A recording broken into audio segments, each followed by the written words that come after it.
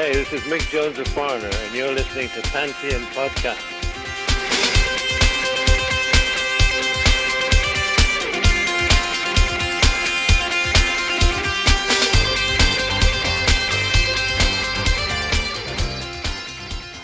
Hey, I'm Nick DiMatteo, and welcome to Season 6, Episode 14 of Music is Not a Genre, MxG. Think I nailed the hand gestures that time. Thank you, as always, for watching and listening. If you are just listening, don't forget to go to youtube.com/@musicisnotagenre, where you get all the lovely videos of every single episode. And of course, at patreon.com/musicisnotagenre is where you get bonus episodes for every episode, bonus video for every episode, and a whole bunch of other things. And if you're watching, you can stream just the audio pretty much anywhere, like every podcast. And let's get right to it. Let's get right into it this week. The topic is, what's an album and why? Part 3. The 3 decades of the 1970s. So just to catch you up before I jump into this, if you are just joining me, that's kind of lame. You really should have watched every single episode. And I just want you to know that right off the bat that I already detest you, and I'm going to have to deal with that as I process this, and that's not easy for somebody who's in the middle of trying to do a good episode, but that's on you. That's not on me, and please accept that as you're watching or listening. But what it is this week is the continuing saga of the album. First 2 episodes of this series, I did prehistory, the history of how an album developed in the 1950s, and then I did the 1960s. So here we are in the 1970s, and I subtitled this The 3 Decades of the 1970s. So why? Well, there are a couple of reasons to that. Of course, the 70s would be broken into 3 decades because it was a decade of excess.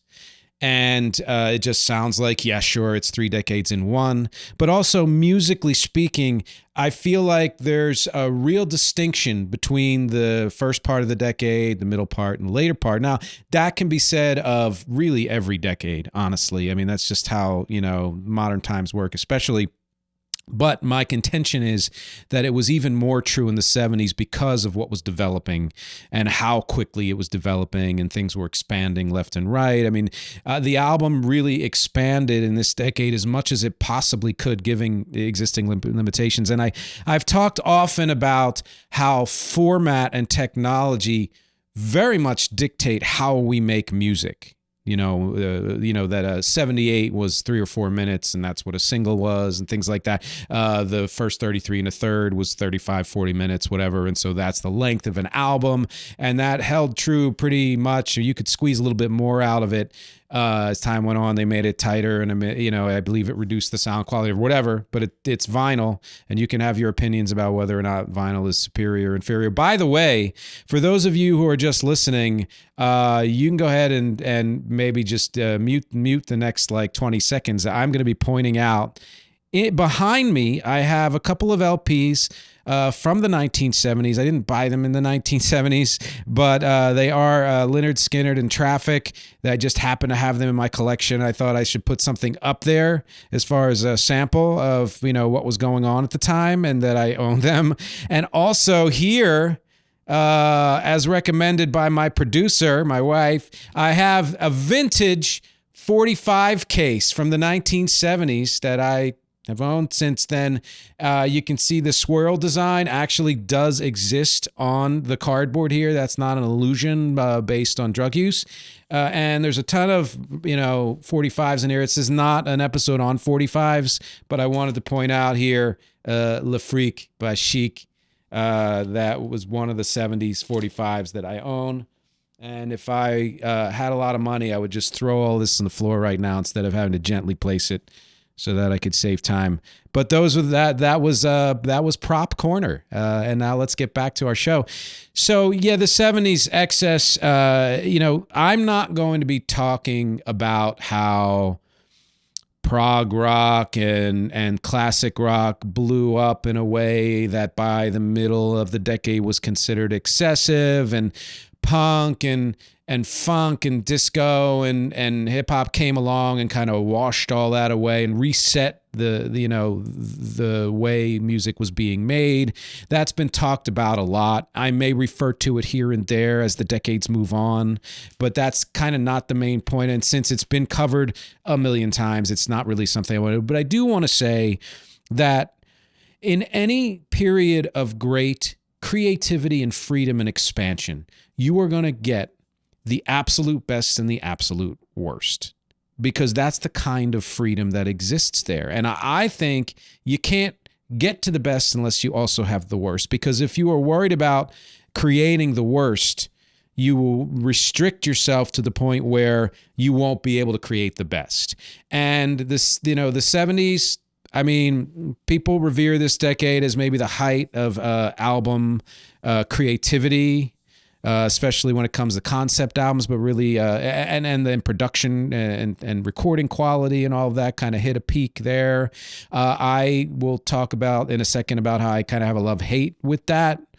But to me, the thing that defines the 70s is the excess and the ability to have the kind of freedom to go anywhere, which we all do, but the industry was kind of on board with it at the time, which has only really happened since then one other time. When we get to the 90s, I'll talk about that. It's happened again in the internet age, but sort of apart from the industry, or if you could say that. And I think that's significant because, without the industry, it's very difficult for musicians to make money. So overview of this episode, it's going to be my usual year by year general comments on the development of the album. I'm going to mention the top selling albums, notable debuts, other notable albums of that year. Most of where I get this from is Wikipedia, and also a site called You Discover Music, the U being the letter U, all one word, youdiscovermusic.com, I believe. You can go ahead and look that up, and you'll find a lot of great information there.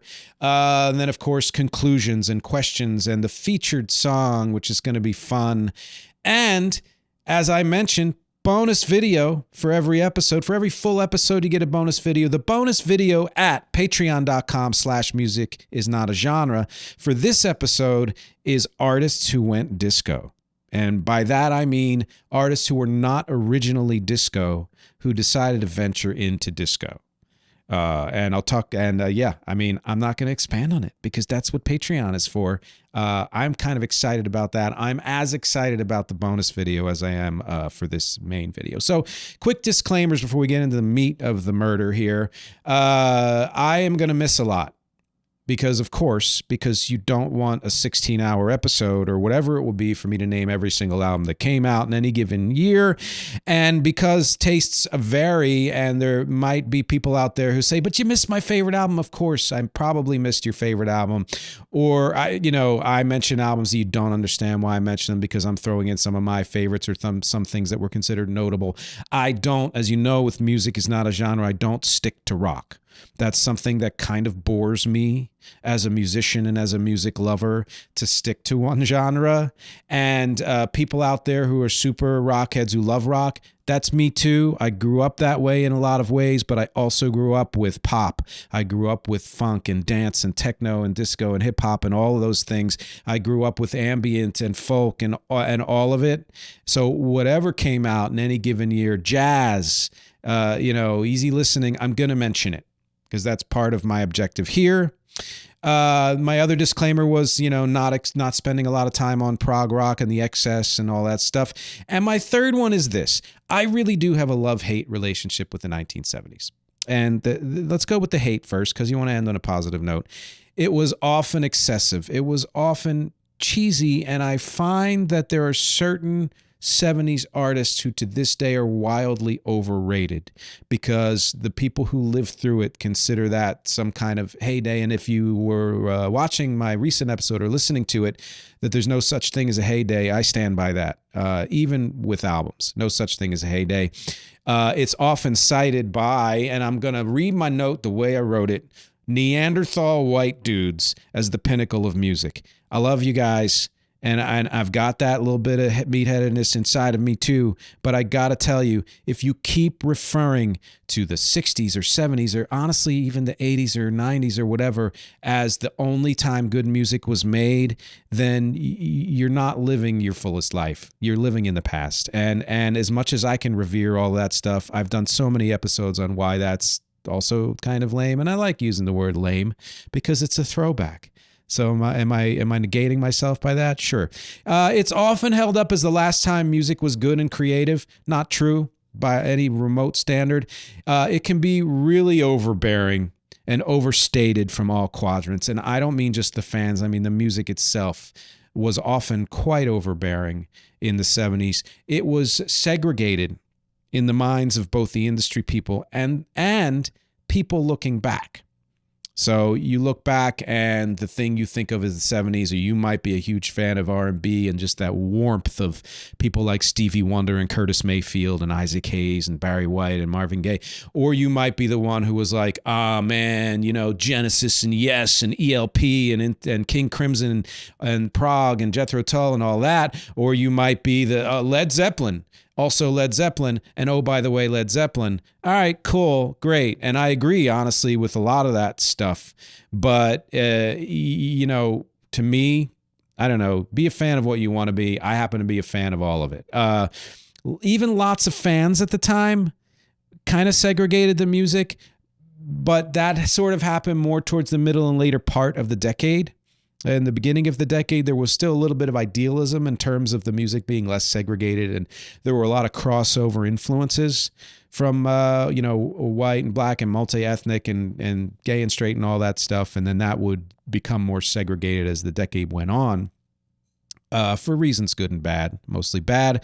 Musician-wise, it was much more integrated than we remember. There are a lot of bands that we might think of as all black bands, all white bands, not the case. And it's kind of neat to dive into that and to realize that this has generally been the case, that most musicians are into playing with whoever's cool and whoever, vibes with the kind of music they want to do, wherever you come from.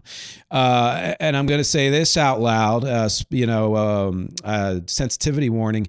This wasn't the decade when musical masturbation started. That was really the 60s, in the mid to late 60s, when kind of psychedelic and drug and avant and freeform came, where it wasn't so much about the end product as it was the experience of the journey of doing what you were doing. But the 70s is really when it was, I think, at its height. And I say worst because I'm not a big fan of it. But if you're into that, I'm sure you can, dark side yourself and go dive in and find all the music that's fit to vibe out to and get high to and go to sleep to. That's great. So that was my hate. Now the love, oh man, the 70s had some of my favorite artists and favorite music that has influenced me and my music, or they influenced people who influenced me to such a large degree that this is one of the reasons why I'm excited about this episode. It is when recording techniques were perfected. Sure, digital came along and made other things possible, but as far as the way music was mixed, you can go back to a lot of the music of the 1970s, and if it has been remastered to a certain level of volume, let's say, it is comparable to anything that's being released today. As opposed to the 1960s, there were certain ways things were recorded, technology was more limited, that you can tell, no matter how well something was done, with few exceptions, some of the later Beatles stuff, etc., that it came from an earlier era. And also, to me, once that excess was scaled back and there was more immediacy that returned to both to recording and to the way things were created, it hit a sweet spot, as I've mentioned before. One of the sweet spots in production for me, and I have a few, 1978 to 82, there was a dryness and crispness there. I've always loved that, and that is a hallmark of late 80s, mid to late 80s music, some of it anyway. It also pioneered some genres in the decade that would shape the rest of music to this day. hip hop, electronic, funk, disco, dance, punk. So there's a lot to be said for the 1970s as not quite the time when all music that we're listening to today was started, but pretty darn close. There have been very few things that have come since then that have added some new element that wasn't somehow used in some way before. So, I mean, that's a big statement. It's one of the reasons why I think this is such an important decade for music and for albums in general. Let's get to the meat, starting with 1970. Year by year, as I mentioned. And, first thing to say about this is, as with all decades, the beginning of a decade is more like the holdover from the previous decade. So the 1970 itself really felt and sounded a lot more like the 60s than what we think of as the quintessential 70s. Perfect example. In January 1970, the number one album on the charts was Abbey Road. So you have a holdover as a number one album from the 1960s. Some of the other number ones in that year, 1970, Let It Be, McCartney's debut solo album, Led Zeppelin 2 and 3 both reached number one. The soundtrack to Woodstock. So again, you have this 60s holdover. Albums by Creedence and Crosby, Stills, Nash & Young and Santana, Blood, Sweat, and Tears number 3. These were all number one albums of the year, and that has that kind of holdover 60s feel for the most part. But the top album of the year, top selling album of the year at the time, and when I say top selling album, I'm not going retroactively, because if you said that, then pretty much every year from 64 on to 70, the top selling album will be some kind of Beatles album. That wasn't the case at the time. As I mentioned, in the 60s episode, rock didn't become dominant until the very late 60s as far as sales and even influence and things like that. But for 1970, the top album of the year was Simon and Garfunkel's Bridge Over Troubled Water. It was the best-selling album of the year. So you can feel that kind of 60s. I wouldn't even call it a hangover. I have that written here. But to me, a hangover has a negative connotation. I feel like that hangover didn't happen until 71, 72, when you had some of the 60s icons dying, and Kent State and Nixon and all that stuff. That's, to me, when it was the hangover. This was still like we're rocking through the 60s and just bringing it into the next decade. And so that was the flavor, of 1970. So some debut albums, which to me, what's interesting and what I love about this debut album section that I always put in is that it is going to mention artists who would end up defining later eras. And you may not realize how soon and how early they started their careers.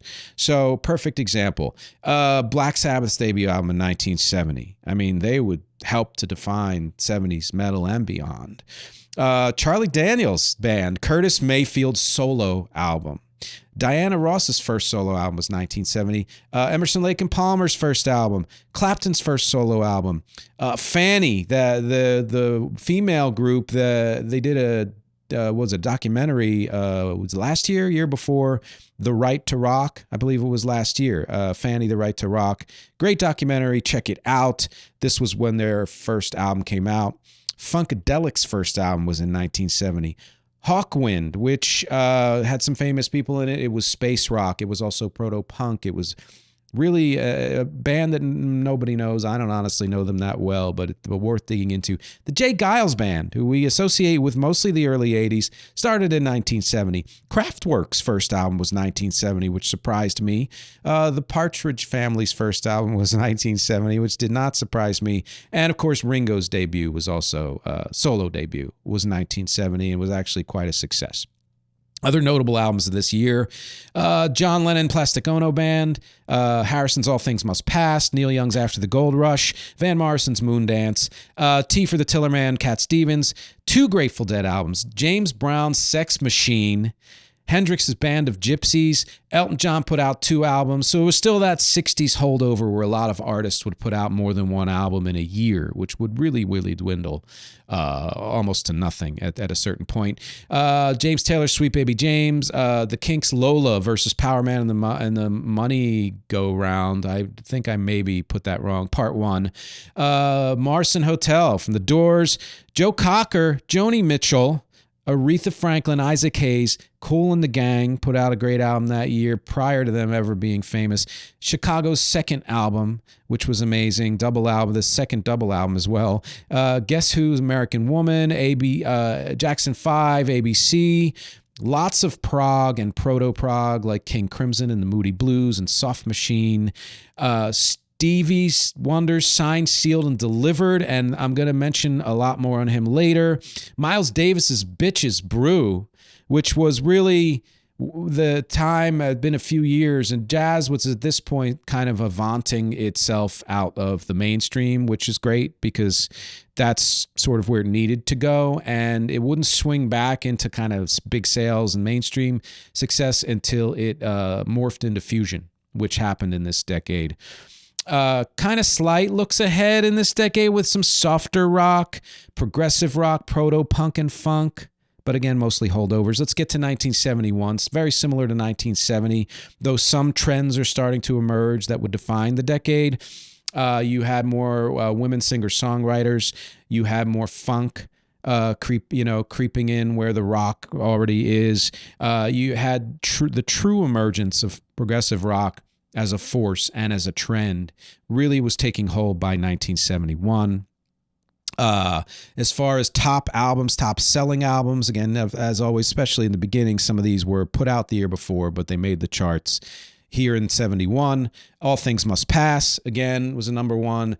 Janis Joplin's Pearl, Sticky Fingers, the Stones album.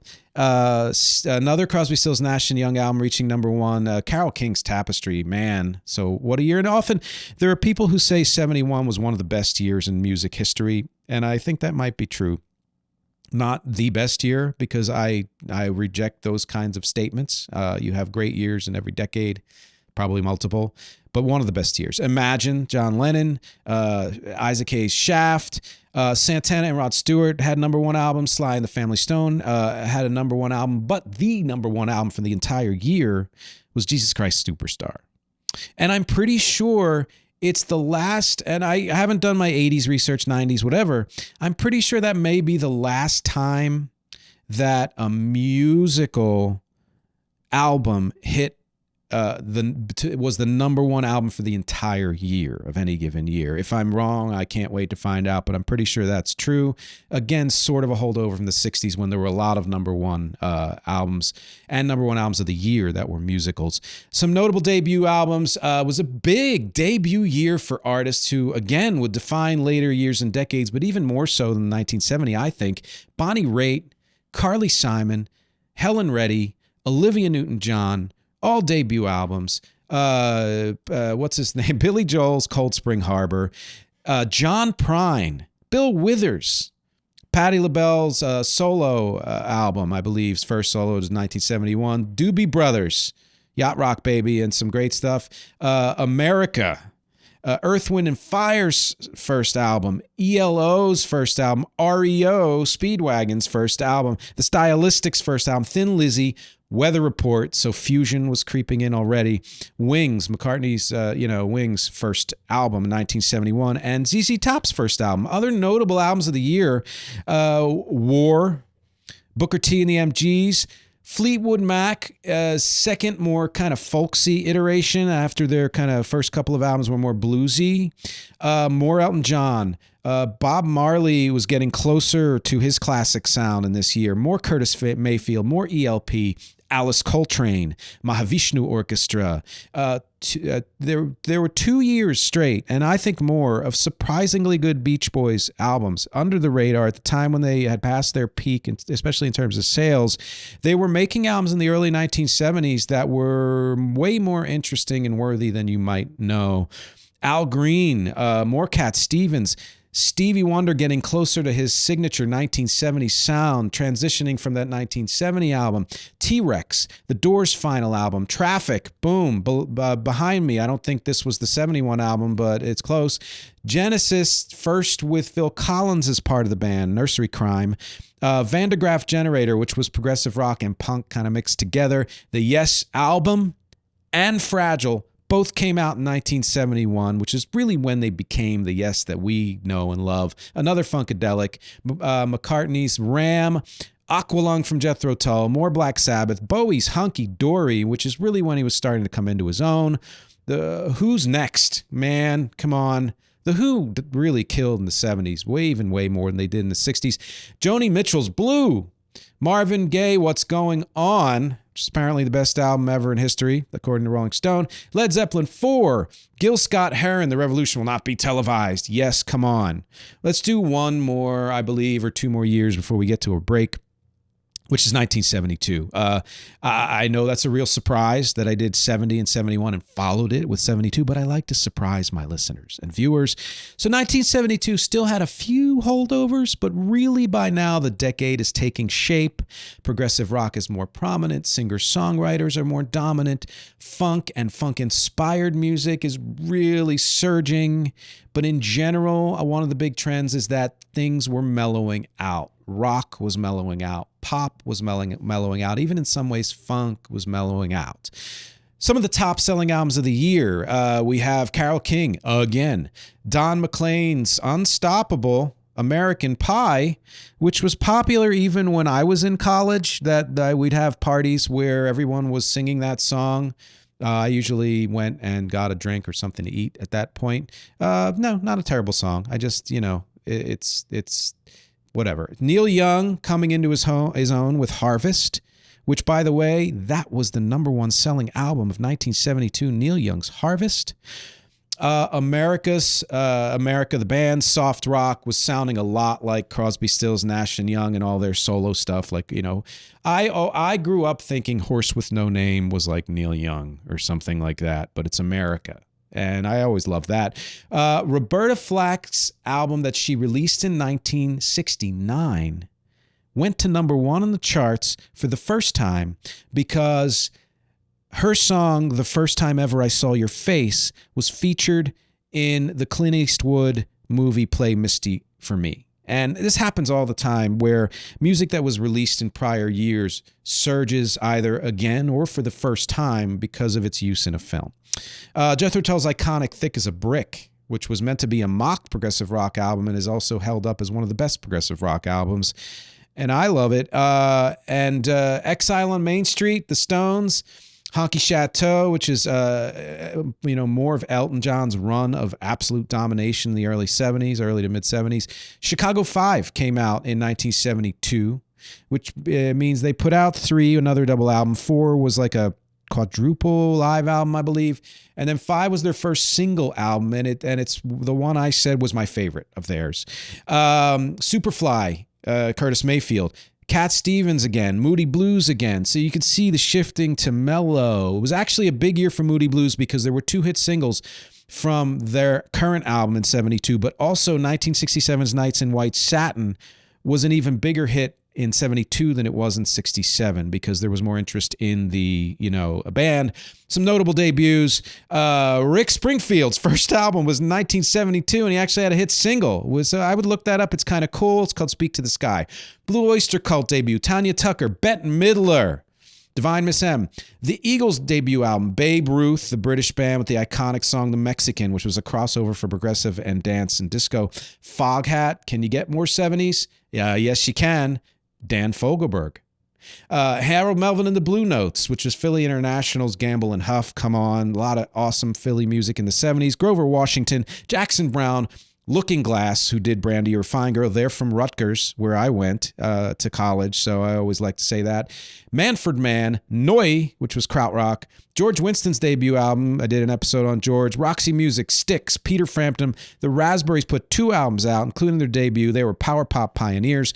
Hall & Oates, Hometown Heroes. First album, 1972. They're from Philly. Other notable albums, Stevie Wonder released both Music of My Mind and Talking Book, Which brings me to a comment I found on Quora. Jay Valenci made the point that for those who were around in the 70s, somebody asked, what was your reaction and thoughts when Stevie Wonder's classic period run with the albums released from Music of My Mind to Songs in the Key of Life at the time?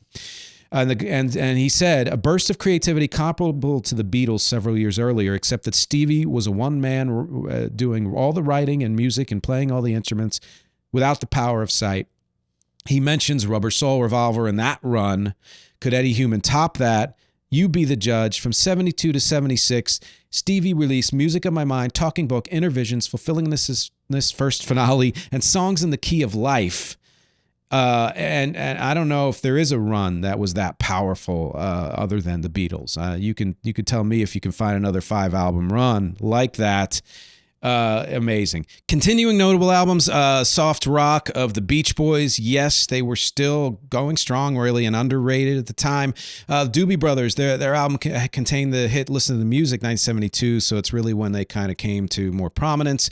Lennon's Sometime in New York City. Carly Simon, that album included You're So Vain. McCoy Tyner, Mott the Hoople. On that album, there was All the Young Dudes, written by Bowie. More Joni Mitchell and Fleetwood Mac and Rod Stewart. Todd Rundgren, he's also from near where I grew up in the Philly area. Zappa at his finest in 72. The Temptations, Chick Corea, Allman Brothers, Eat a Peach, had Sweet Melissa, Genesis, Steely Dan. That album had Do It Again and Reelin' in the Years. So a big year for them, big first year for them, really. Not their debut, but you know what I mean. Lou Reed, Big Star, Deep Purple. Miles Davis put out a great one. Aretha Franklin put out a great one. Ziggy Stardust from Bowie came out in 1972. Again, 71 and 72, just a powerhouse for music. Again, I'm going to say, doesn't mean it was the only one or the best one, but honestly, what a run. And it's also the perfect time for us to take a break before we get into the rest of the decade. You have a lot to think about. And give a listen to the promo here, and we'll be right back.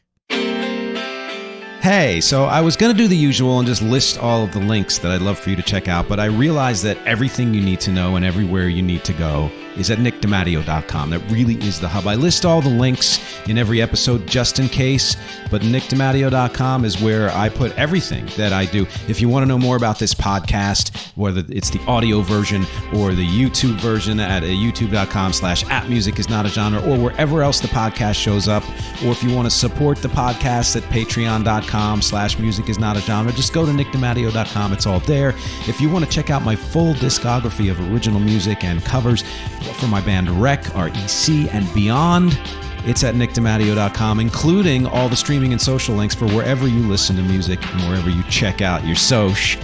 My acting clips are there. My voiceover clips are there. Graphic design, my blog, and most especially, it's the best place to contact me. If you go to nickdimatteo.com/contact or just hit the contact is on every single page, you can send me a note, say hello, ask me any questions you'd like.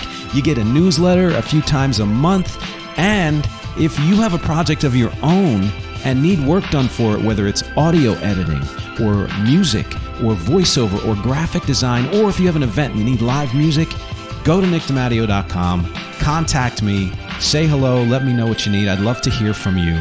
Thanks for listening. Let's get back to the show. Crossfade, and we're back. I think I might say crossfade every single time in the midpoint. I just love saying that word.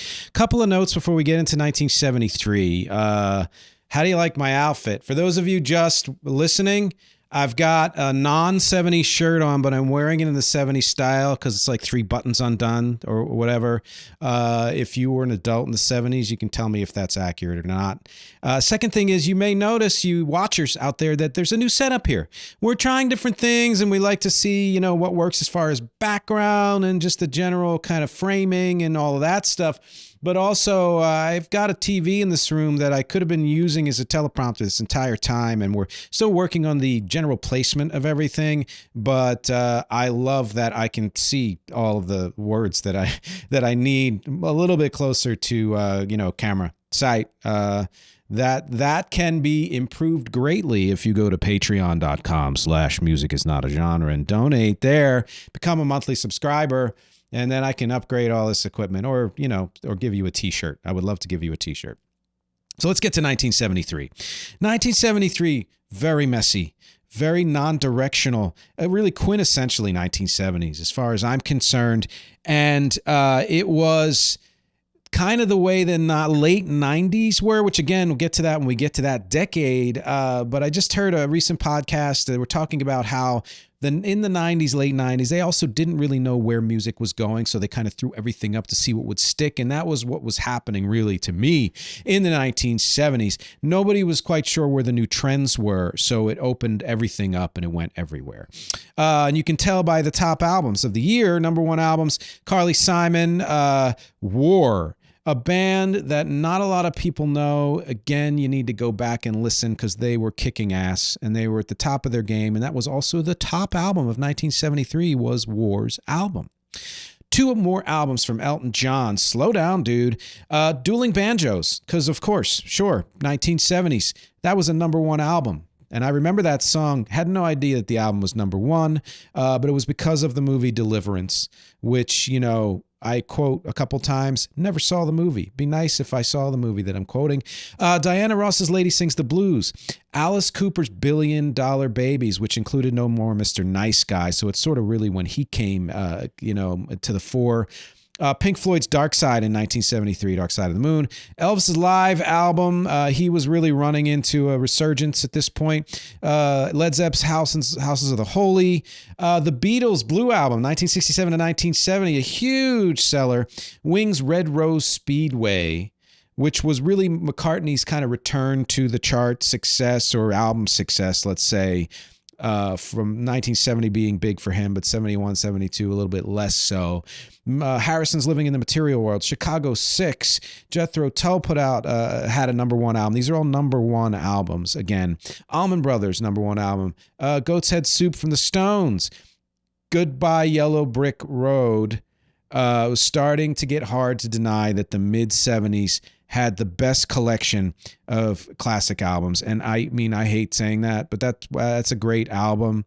And honestly, still in 73, you were talking about some super, super strength. And I think this really qualifies to me as, in a way, the first full decade of the 70s. I talk about how the 70s were actually 3 decades. And I think the first 3 years were sort of holdovers from the 60s, feeling out what was coming next. 73 and on for the next few years was really when the 70s were the 70s that we remember, that we classify as 70s. Some notable debuts. Aerosmith's debut album in 73, 10cc, Bachman Turner Overdrive, Barry Manilow, who's still going strong, Buckingham Nicks, which is significant because this was pre-Fleetwood Mac. Tom Waits' debut album. Bruce Springsteen had 2 albums, including his debut. Marshall Tucker, MFSB, which is a Philly international band and absolutely worth listening to. If you want proto-disco at its finest, MFSB in 1973. Debut album, New York Dolls, which showed the creeping in of glam rock and punk and all of that, which hadn't quite reached, where it would yet. Pointer Sisters' debut album, Queen's debut, ABBA, Average White Band, again, creeping in of the funk disco influence into other bands and not just from that realm. Smokey's solo debut album, which was the unofficial start of the Quiet Storm period, although that song and that classification would come later. By the way, listen to Smokey's 2023 album and let me know what you think, and that's all I'm saying. Suzi Quatro's debut, Mike Oldfield's Tubular Bells, which was a huge freaking like cult success, or success in general, just a freak success. It was kind of the proto one-man band like Badly Drawn Boy or Tame Impala, and just was huge.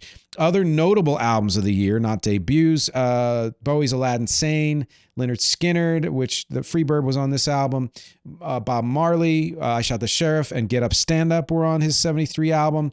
With this, and with Toots and the Maytals, Funky Kingston, and The Harder They Come movie soundtrack, really 73 signaled the real arrival of reggae as a thing in the United States, is what I would say. Herbie Hancock, Super Funk Fusion, come on. John Prine and John Cale.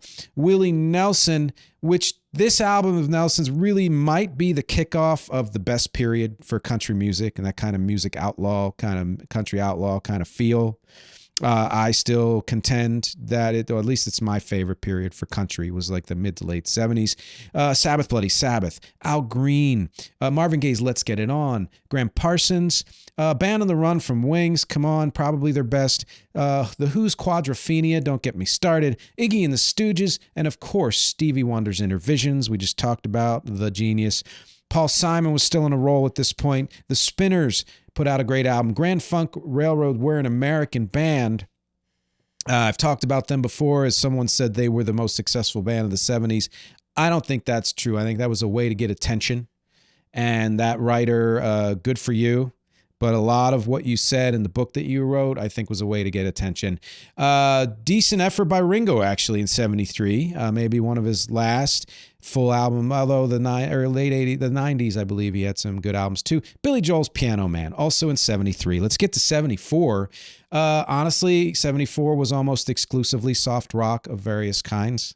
Though it's also important to note that funk and disco and glam and punk were starting to make waves in 74. Really interesting year. There were some whispers of electronic. Prague was getting about as big as it ever should have gotten, although it would probably get bigger. 74 was messy like 73, but to me in sort of a less dynamic way, kind of really feeling it out. But under that was a real tension of integration, which was happening in the early part of the decade, turning more into division and segregating and kind of genreing out bands and fans, which is, distressing and would continue for many, many years and decades. It was also a division of looking forward and looking back, which of course we always have, but it was starting to really divide at this point in the 70s because we were leaving the 60s behind for good, and some people were getting upset with that. There was more of a codification of what Southern rock was in 74. Top albums, I got to tell you, this year, they shifted positions more than I think any previous year ever. I'm pretty sure. Yeah. And well, let me say this. I think that they may have shifted positions more than any year ever, but I have to do some subsequent research of other decades. But certainly it's the first year with the number one album shifted like an insane, just absolutely schizophrenic. And also the most greatest hits albums hitting number one, I think, in any given year. I'm not sure what top selling album of the year was. I don't know. Anybody could tell. Well, somebody could tell you, but I couldn't find it. Some of the number one albums, The Carpenters, John Denver, Beach Boys, Crosby, Stills, Nash & Young, and Elton John's hits. These were all greatest hits albums. All of those greatest hits albums hit number one. Jim Croce, another hometown Philly hero, one of my favorites. Had You Don't Mess Around with Jim, Operator, Time in a Bottle. What a great album. Come on. Glad it was number one. Another favorite, Gordon Lightfoot. This album had Sundown on it, one of my favorite songs of his. Planet Waves by Bob Dylan and the Band was a number one album. Streisand's The Way We Were, a favorite of my aunt, who's 96 years old. Band on the Run was still number one a little bit. Of course, that came out the year before. Chicago 7, what a run for Chicago. Another number one album as another fave of mine. Soundtrack for the movie The Sting, one of my all-time favorite movies and one of my all-time favorite soundtracks. Marvin Hamlish and Scott Joplin, that kind of feel. More Elton John, more John Denver, Clapton, Stevie Wonder continuing the genius run. Bad Company's debut was number one. Olivia Newton-John had a number one album. Bachman Turner Overdrive had a number one album. Barry White, Carole King again had a number one album. John Lennon's Walls and Bridges, and the Stones' It's Only Rock and Roll. I mean, that's a lot of number one albums in 1 year. Some notable debuts, not nearly as many as previous years. There were a lot of established artists, really more. Brian Eno's Here Come the Warm Jets. Kiss's debut, Kansas, The Commodores, Phoebe Snow, Terry Jacks' Seasons in the Sun. Real tearjerker there, Terry. I believe he's dead.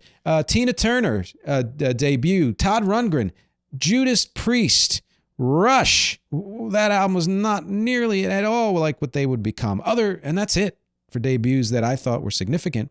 Other notable releases in 74. Roxy Music, The Eagles, Lou Reed, Loretta Lynn and Ry Cooder, Tom Waits and Van Morrison and Keith Jarrett, Blue Oyster Cult and Queen, Rufus featuring Chaka Khan, The Meters, New Orleans Funk, and Ohio Players. Randy Newman has the same birthday as I do, November 28th. Another good Ringo album, so I was wrong. He had another good one in him. Thin Lizzy, ELO, Bowie's Diamond Dogs, Little Feat and Skynyrd, so Southern rock representing. Parliament and Funkadelic released albums.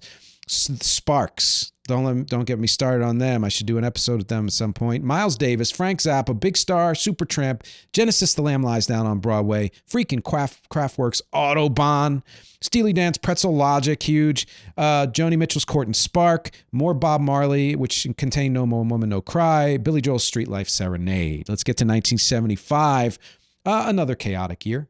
Just an out-and-out fight for supremacy. So just the absolute messiness and insanity of the 1970s, very well represented, 73, 75, and I think even 76. This was the real 70s to me. Honestly, mostly soft rock, singer-songwriter, funk and soul, with just a pinch of hard rock and prog rock. Very transitional year, but also pretty solidly not looking backward. You know, you get to the mid of the decade and we're really sort of, this is the 70s or this is looking forward. Lots of now well-established artists still putting out super solid albums. Top albums of the year. The top album of the year was Elton John's Greatest Hits. Number one selling album of 1975. Chicago also put out Chicago 9, which was their first Greatest Hits collection. Really, they, more than any band, I think, embodied the chaos of the decade. You know, that they did everything with their music and went everywhere, and at certain points didn't really know where to go, frankly, and still created, you know, great music at times, and were really willing to explore all avenues. And I'm sure there were other bands who did that, but I always kind of go to them as saying, oh, if you want a chaotic 70s band that kind of embodied what was going on, and at least in American music, you can't probably get more quintessential than Chicago. Ohio Players and Earth, Wind & Fire and Average White Band and the Isley Brothers were also had number one albums. Linda Ronstadt, Janice Ian, and John Denver and Paul Simon, who did It Was Still Crazy After All These Years and 50 Ways to Leave Your Lover on that album. Number one. Physical Graffiti from Led Zepp, often considered their last great album. It was a number one. You can argue that amongst yourselves. Dylan's Blood on the Tracks. Two more Elton John albums. Dude, slow down. Wings' Venus and Mars. The Eagles. Jefferson Starship, formerly Jefferson Airplane, soon to be Starship. Pink Floyd. These were all number one albums. One thing I should mention here is I really feel like a review of the 70s shows how Elton John's peak was way before Billy Joel's peak. He really dominated the first part of the decade and certainly, you know, into the last part. But Billy Joel came more into his own towards the later part of the decade, honestly, and into the 80s. And that's further example of how they shouldn't really be compared. They're just different artists doing different things, despite the fact they both play piano. Some notable debuts, lots of new jazz and funk and disco and Philly sound, including Sister Sledge and the Tramps and Yvonne Fair. Had an album called The Bitch Is Black. Love it. The Brecker Brothers debut. Crystal Gale, Eddie Rabbit, Eric Carmen, Patti Smith, Journey, Little River Band, Captain and Tennille, The Manhattan Transfer. It was actually their second recorded album, but first released. This is a vocal group that to me was looking both backward and forward. And you can, you know, if you're a fan of vocal groups, you can go ahead and discuss that. Gloria Gaynor, David Sanborn, harbinger of smooth jazz. Ted Nugent, The Tubes, Heart debut in 75. Freaking Heart. Other notable albums, continuing good music from Lou Reed, Frank Zappa, Deep Purple, Alice Cooper, The Eagles, The Isleys, Harold Melvin, Supertramp, Grateful Dead, Noi, Foghat. This album had Slow Ride, Jethro Tull, Black Sabbath, Neil Young, Joni Mitchell, Roxy Music, Rufus featuring Chaka Khan, Alice Cooper. Didn't I mention him? Yeah, so Alice Cooper again? Who knows? War, Brian Eno, 10cc, Tangerine Dream, German techno pioneers, freaking Smokey's A Quiet Storm in 1975. You know, people think of the Miracles in the 60s. Of course they should, but people, they may forget the domination that Smokey had in the 70s. and even into the 80s somewhat. Kiss Alive, huge for them. It really broke them out. Queen's Bohemian Rhapsody was on there. Donna Summer had Love to Love You was on there. Aerosmith was their first really good album, was this year. Fleetwood Mac was their breakout album, was 1975. 1976, undeniably settling into the 1970s. This really, again, is part of that middle three of the 3 decades. Decently eclectic, mostly mellow in a kind of rock meets country way or funky way or even both. Less frenetic than the previous 2 years. It really was settling. Lots of established artists rolling strong, though also some newer artists making splashes and other new artists kind of underground setting the stage for the end of the decade and beyond. Top albums, Chicago's Greatest Hits 9, Holdover, number 1, Earth, Wind & Fire, still on a roll. Dylan still scoring big, the album Desire. Eagles' Greatest Hits, first ever platinum certification, though that is not the first time an album sold 1 million. 20 years, exactly 20 years before. Harry Belafonte's Calypso album was the first album in history to sell 1 million copies. I mentioned that in the first episode of this series. Frampton Comes Alive was the best and top album of the entire year selling, and a true phenomenon. I mean, really made Frampton who Frampton continues to be.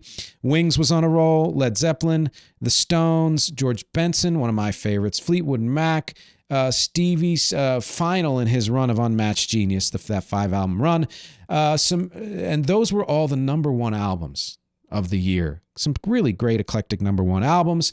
Notable debuts, Air Supply, Yacht Rock Baby, Billy Ocean, Blondie, Boston, John Mellencamp, Pat Metheny with Jaco Pastorius, bass genius, Southside Johnny and the Asbury Jukes, who has helped to establish the Jersey Shore sound, which I didn't really know was a thing. Mixing rock with R&B totally makes sense since where I come from, and I do sort of that in some ways. The Ramones, the Runaways, Tom Petty and the Heartbreakers debut, Heat Wave, of subsequently of Always and Forever fame. Wild Cherry of Play That Funky Music, White Boy. Sean Cassidy debut album. I have to say it because I own the album and I had his poster on my wall. Make whatever comments you will. David Soul debut album. Wasn't going to mention it, and then he died recently, and I'm like, I think deserves a mention. Music was his first love. Other notable albums in 1975, Al Stewart, You're the Cat, Bad Company, Jackson Browne, AC/DC, Blue Oyster Cult, Bob Seger, Night Moves was on this, Boz Scaggs, Harrison put out a good one, Bee Gees right before they broke big, still doing kind of funky and stuff like that. Aerosmith was on a roll, James Brown, get up off of that thing, Genesis first without Gabriel, Funkadelic, Zappa, ABBA, Dancing Queen, Steely Dan, Rose Royce, Car Wash, yeah, Vandergraaf Generator, again, good album, Judas Priest, Marvin Gaye, and Elton put out good releases, Kiss's first non-live breakout album, Steve Miller, which had Fly Like an Eagle, Queen, Bowie's Station is Station, Joan Armatrading, Bob Marley, The Outlaws, which was, Waylon Jennings, Willie Nelson, etc. Thin Lizzy, Diana Ross, Rush's 2112, which fully established them as who they would be, and Joni Mitchell again. 1977 was really, to me, the final year of the middle period of the 70s, and the final year of the classic 1970s, as far as I'm concerned, before it started shift to that later 70s clash between old guard and new guard and punk, disco, and blah, blah, blah, and you can see that in some of the debut albums that didn't quite make a splash just yet. So some top albums of the year. Stevie Wonder and Wings had holdovers for number 1. Hotel California, the Eagles was a number 1. Fleetwood Mac's Rumors was the top album of the year and absolutely dominated the charts, as I probably should have at the time. Manilow Live had a number 1 album. Linda Ronstadt had a number 1 album. So way fewer number 1 albums than in previous years, certainly than 2 years before. Again, settling into what the 70s kind of we think of them as. Some notable debuts in 77.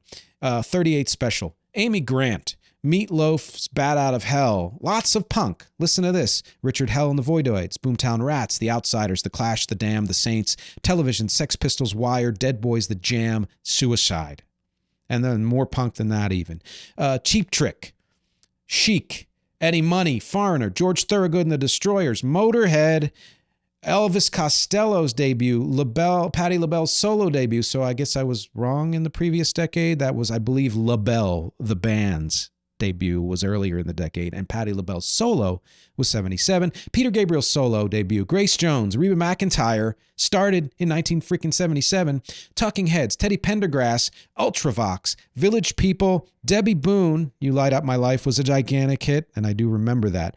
Those were the debuts. Other notable albums, Saturday Night Fever, which wouldn't make a big chart impact, honestly, until 78. But of course, culturally, it made a huge impact in 77.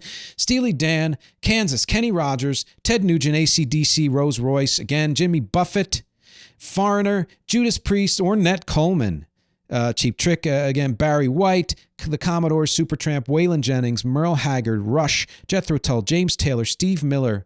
Yes, James Taylor was still going strong in 77. Thin Lizzy, Rufus, Kiss, Styx, Billy Joel's The Stranger was 77. Donna Summer, Pink Floyd, Earth, Wind & Fire, Lynyrd Skynyrd, Iggy Pop, Giorgio Moroder, Giorgio Moroder, Up, Natalie Cole in 77. I think that's when she had that, I can't remember the damn name of the song. More Ramones, Weather Report, more Fusion, Queen still on a roll, Jackson Browne, Running on Empty, hitting his stride, Parliament, Bob Marley, Kraftwerk's Trans-Europe Express, David Bowie's Low and Heroes, both released in 1977. Let's get to 1978.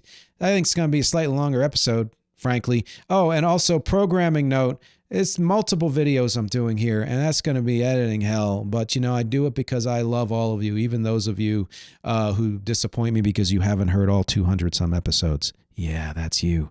1978 really was a true shift to a different decade in the decade. This is the third decade of the 1970s.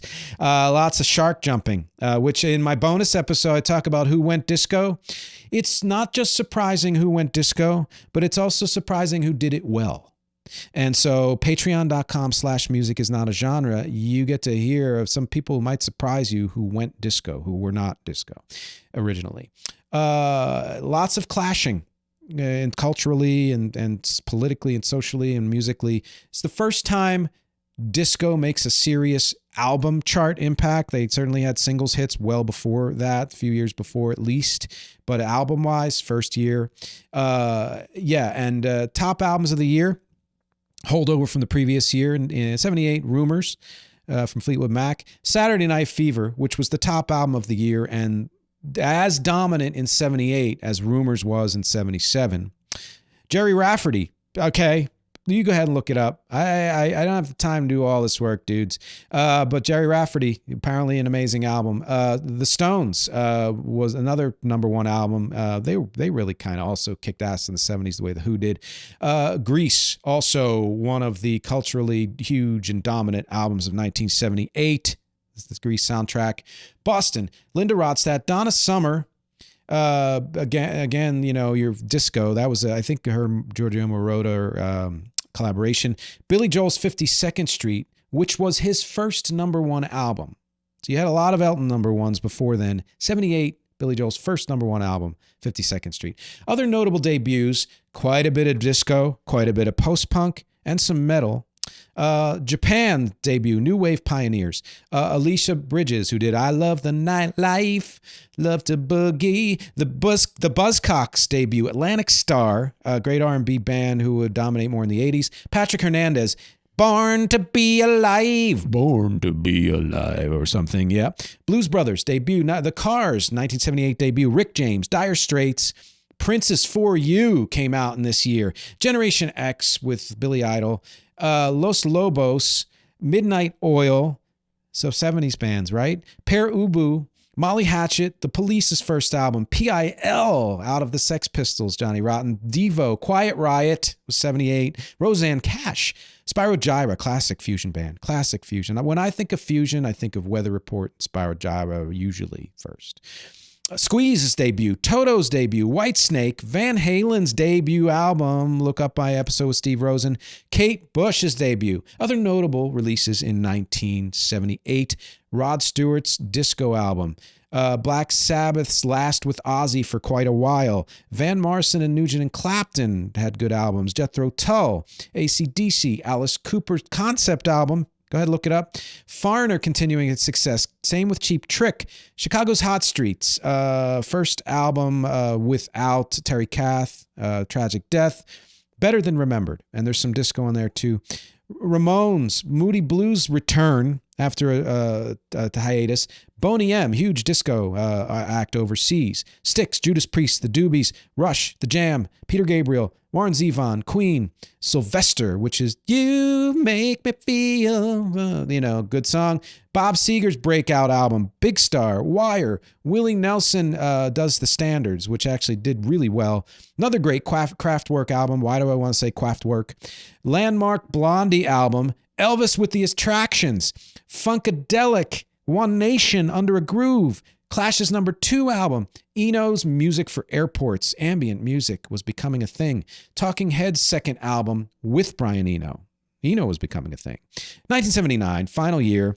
Far from the last gasp as the 1970s, as we know. Each decade kind of blends into the subsequent decade for a couple of years. But honestly, an absolutely great period for production, as I've always said. Dry and crisp and interesting and varied. Better disco than remembered, because, of course, there was the backlash by a lot of racist homophobes who killed disco, even though it was doing well and would have its revenge, not just today, but even in the early 80s when genres like high energy and techno and house would come and so much more. Lots of solid album-oriented rock and middle of the road, some actual post-punk / new wave, making some impacts, though not nearly as much as it would in later years. Overall, kind of a quiet year, but deceptively quiet. And it's a deceptively quiet end to an insane, freaking tumultuous decade.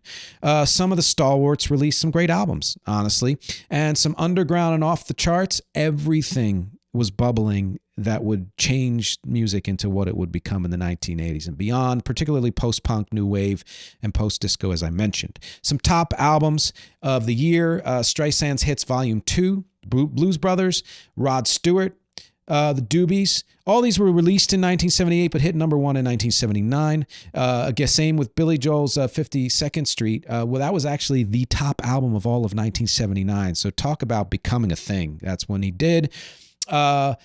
Bee Gees, bigger success, follow-up to Saturday Night Fever than Remembered. It was all, that had the song Tragedy on it. Supertramp, Donna Summer's Bad Girls, The Knack, My Sharona. They were supposed to be the next Beatles. Good song, though. Zeppelin, In Through the Outdoor, final studio album. Eagles, The Long Run. Most of these albums stayed at #1 for quite a while, so not very insane as far as that. Some notable debuts. Lots of post-punk and ska. 2020, never heard of them. Excellent power pop band. Been listening to their stuff recently. They had some great 90s albums too. B-52's debut, The Slits, Gang of Four, The Germs, The Dickies, Stiff Little Fingers, Joe Jackson, one of my favorites, Cabaret Voltaire, The Motels, Gary Newman, The Mekons, The Raincoats, The Cure's debut album, Joy Division, the one where everybody wears the t-shirt of this album, and even though they probably don't know where it comes from. Madness is One Step Beyond. The Specials, The Pretenders, Simple Minds, Ricky Lee Jones, Chuck Easy Low, no, 1979 debut. Christopher Cross's debut. Just heard a Christopher Cross song recently. He seems to be back for some reason. GQ, Disco Nights. Amy Stewart, Knock on Wood, was a disco hit. It was a hit so many ways, so many different versions, and this was one of the good versions. McFadden and Whitehead, Hometown Heroes, Ain't No Stopping Us Now was in 1979, was on that album. It was a hit in 80, I believe. Lips Incorporated, who did an amazing version of Funky Town. Tina Marie, Pat Benatar, all debut albums. Other notables from 79, Michael Jackson's Off the Wall, The Clash's London Calling, Pink Floyd's The Wall, AC/DC's Highway to Hell, Sister Sledge We Are Family, Fleetwood Mac's Tusk, more Elvis Costello, more Earth, Wind and Fire, Tom Petty, The Police, Kool and the Gang just getting stronger and stronger, The Gap Band starting to surge, Smokey Robinson still strong, Pretenders killing it, Prince's second album, Van Halen's second album, The Kinks were still in it, The Cars continued their surge of popularity and success. Wings' last album ever was 1979. Brings us to the end of the decade, and a final note, and I think it's a very important note, and that is this. A lot of new kinds of music debuted in the 1970s. And like I said, so much of it became what we know of as music today in the 80s, 90s, 2000s, and beyond. And very little has been added to the types of, genres sort of certainly expanded since then. But in terms of the ways in which we produce music, the elements of production, I would say, because you already had electronic, et cetera, and yeah, other things would come along, sequencers and stuff. But as you may know, and if you are a student of the 70s and of music in general, there's one kind of music that I didn't mention at all, and that is hip hop. And there's a reason for that. We know hip hop started in the 70s. There were proto hip hop earlier than that, but it really came to be in the 70s. And there were some amazing singles in the 1970s, hip hop wise. And of course, a lot of it was just underground. I'm pretty much almost all of it was underground. But the truth is that the first full album of hip hop did not come out until 1980, Sugar Hill Gang. There were bands such as the Fatback Band's 1979 album 12, XII, which featured the song King Tim 3, which had rapping on it. So it had hip hop, it had a hip hop influence on an album that was mostly funk or disco or whatever else it was. But a full hip hop album doesn't exist from the 1970s. It was 1980, the first album, and I think that's very important to mention because of how important hip hop is just to music in general. And I just want to make sure that people didn't think I was excluding it for any particular reason. So conclusions.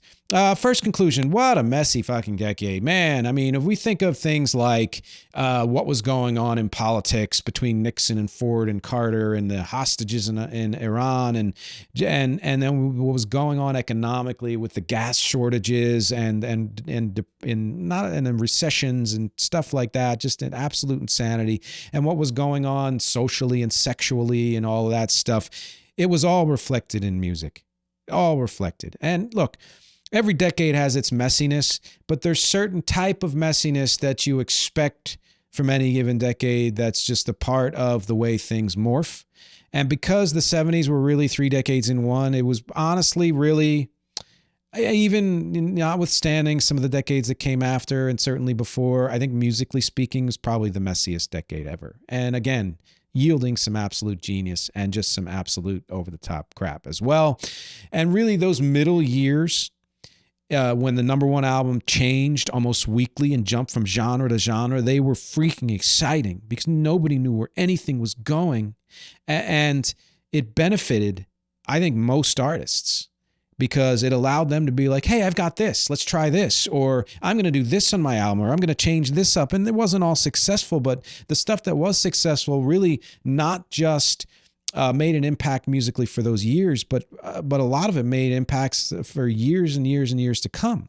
I mean, there was an insane explosion of creativity, and like I said, a long list of new genres and subgenres, and those subgenres would splinter out in subsequent decades, and a couple new overall genres would be created in the 80s, 90s, but most of even those overall genres were really just offshoots of other, like when you think of grunge as a mix of like 70s rock and punk and metal or whatever you want to think.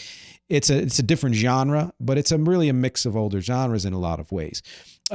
Just to sum up, the first 3 years to me were an echo of the 1960s. That's decade one. 73 to 77 was solid chaos and quintessential classic 1970s. That's decade two. And 78 and 79 were the kind of reinvention, rejiggering period, and what we thought was working wasn't working anymore, and new things were coming along, and that was decade three of the 70s, the 3 decades of the 70s. I really think, again, that the 70s had more distinct periods of movement like this and more chaotic and more kind of dynamic and incendiary than other decades did in many, many ways. When we listen to music from the 1970s, it's if you know anything really, even a little, it's not hard to tell what part of the decade it came from.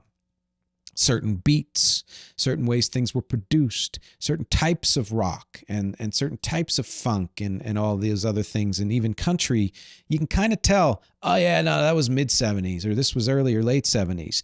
And again, I can tell you when a song was from 1982 as opposed to 1988, but I think it was even more prominent in the 70s.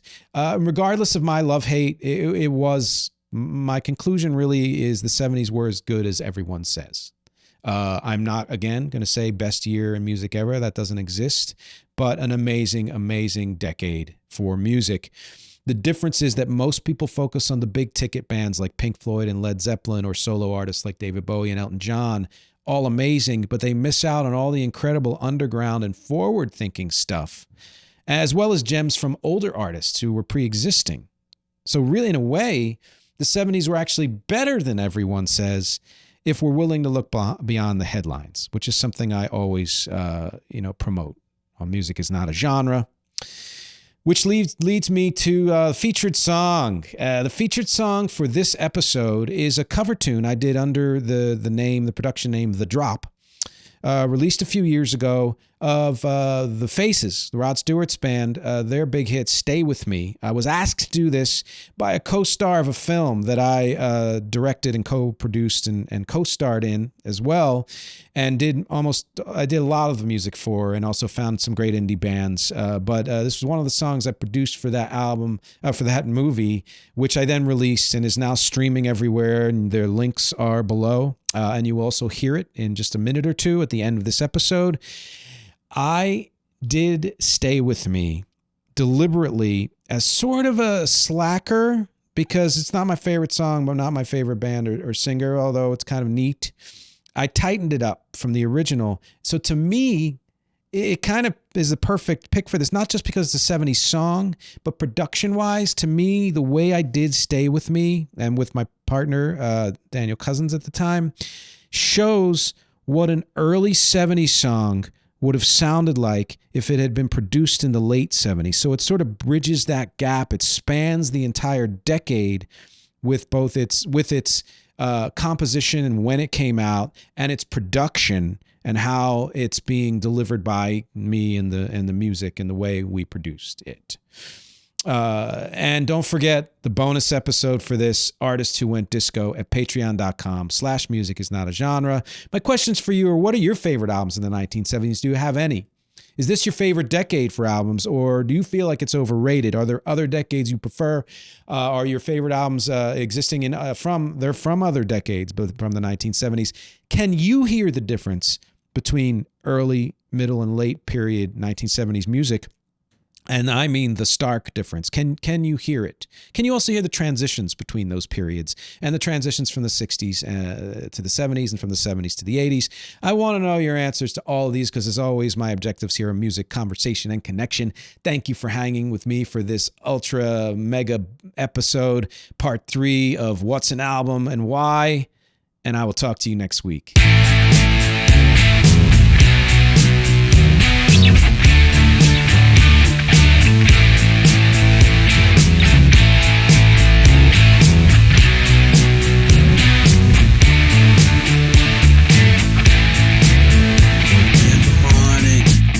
Don't say you love me, 'cause I'll only kick you out of the door. I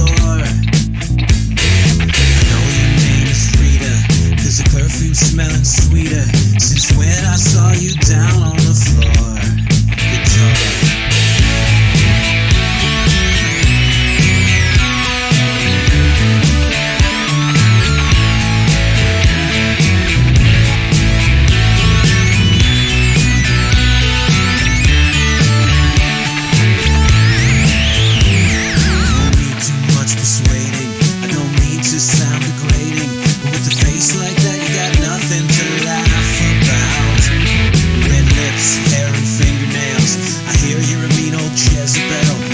Upstairs and read my tarot cards. Stay with me, for tonight you better stay with me. Stay with me, for tonight you better stay with me. So in the morning, please don't say you love me, 'cause you know I'll only kick you out the door. Even use my cologne. Just don't be here when I wake up. Stay with me, 'cause tonight you better stay with me. Stay with me,